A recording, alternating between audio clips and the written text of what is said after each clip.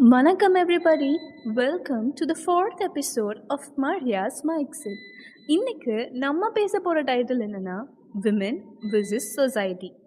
நம்ம சொசைட்டியில் பெண்ணுன்ற காரணத்தினால சுற்றி உள்ளவங்க என்னெல்லாம் பண்ணுறாங்க பேசுகிறாங்கன்னு நாம் இந்த எபிசோடில் பார்க்கலாம். இந்த உலகத்தில் ஒரு பெண் என்ன வேலையை செய்ய ஆசைப்பட்டாலும் இது பெண்களுக்கானது இல்லைன்னு ஒரு முட்டுக்கட்டை போட்டுருவாங்க. பெண்கள் லேட்டாக வெளியே போகக்கூடாது, இதுதான் பெண்களுக்கான வேலை, இதெல்லாம் பெண்களுக்கு ரிஸ்கானதுன்னு இதை சொசைட்டி சொல்லும்போது அது ஆக்சுவலாக ப்ரொடெக்ஷன் இல்லை, ரெஸ்ட்ரிக்ஷன். அந்த பெண்ணோட திறனையும் சுதந்திரத்தையும் கட்டுப்படுத்துகிற வால்ஸ் தான் இதெல்லாம். ட்ரெஸ், பிஹேவியர், ஃப்ரீடம் எல்லாமே கண்ட்ரோல் செய்யப்படுற விஷயங்கள் தான்.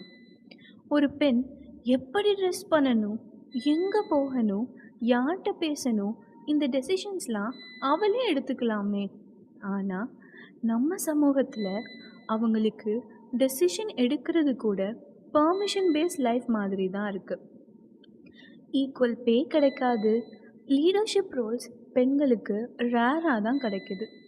அவங்க பேசும்போது இன்ட்ரப்ஷன் எப்பவுமே அதிகமாக இருக்குது. இது எல்லாமே சைலண்ட் டிஸ்கிரிமினேஷன் தான்.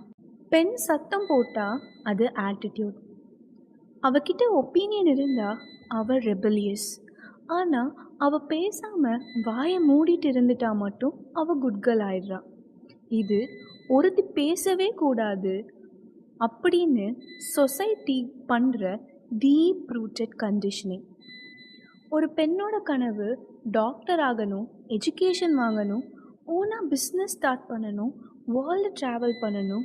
இப்படி எந்த கனவாக இருந்தாலும் ஃபர்ஸ்ட் சொசைட்டி அவங்கக்கிட்ட கேட்குற கேள்வி, இதுக்கெலாம் வீட்டில் அக்செப்ட் பண்ணிப்பாங்களா, கல்யாணம் எப்படி, நாளைக்கு குழந்தை எப்படி, இப்படின்னு அவளோட கனவெல்லாம் செகண்டரி ப்ரிஃபரன்சஸாக தான் இருக்குது.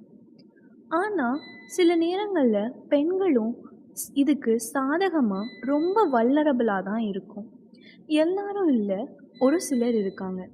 ரீசெண்டாக கூட ஒரு ரீல்ஸில் பார்த்தா லவ் பண்ண பையன் போயிட்டான்னு சூசைட் அட்டெம்ப்ட்ஸ், டிப்ரெஷன், அழுகன்னு வாழ்க்கையோட 6 வருஷத்தை ஒரு பெண் தொலைச்சிருக்காங்க. இப்படி பெண்கள் வீக்காக பிஹேவ் பண்ணால் சொசைட்டி நம்மளை வீக்காக தான் ட்ரீட் பண்ணும். ஸ்ட்ராங்காக இருக்கணும் கேர்ள்ஸ், யார் எப்படி போனாலும் நம்ம டிக்னிட்டியும் கோல்ஸையும் நம்ம எப்பவுமே விட்டுறக்கூடாது. ஒரு பொண்ணு ஒரு பையன்கிட்ட பேசிட்டாலே